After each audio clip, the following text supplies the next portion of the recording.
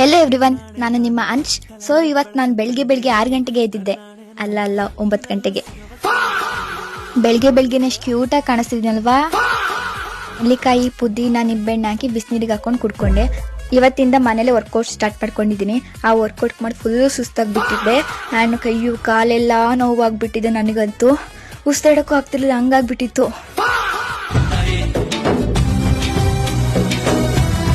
Then ವರ್ಕೌಟಿನ ತಿಕ್ಕಾಕೋಬಿಟ್ಟೆ. ಸ್ನಾನ ಎಲ್ಲ ಮಾಡಿ ಬಂದು ಹೂವು ಎಲ್ಲ ಕಟ್ಕೊಂಡು, ಇವತ್ತು ಶುಕ್ರವಾರ ಆಗಿದ್ದರಿಂದ ಪೂಜೆ ಇವತ್ತು ನಂದಾಗಿದೆ. ಮನೇಲಿರೋದ್ರಿಂದ ನಾನೇ ಪೂಜೆ ಮಾಡಬೇಕು. ಎಲ್ಲ ಹಚ್ಚಿ ಸೆಮ್ ಪಾಸ್ ಮಾಡಪ್ಪ ಅಂತ ಬೇಡ್ಕೊಬಿಟ್ಟೆ. ದೆನ್ ಕ್ಯಾಮ್ರದಲ್ಲಿ ಒಂದು ಪೋಸ್ಟ್ ಕೊಟ್ಟು ಹೋಗೋಣ ಅಂತ ಬಂದೆ.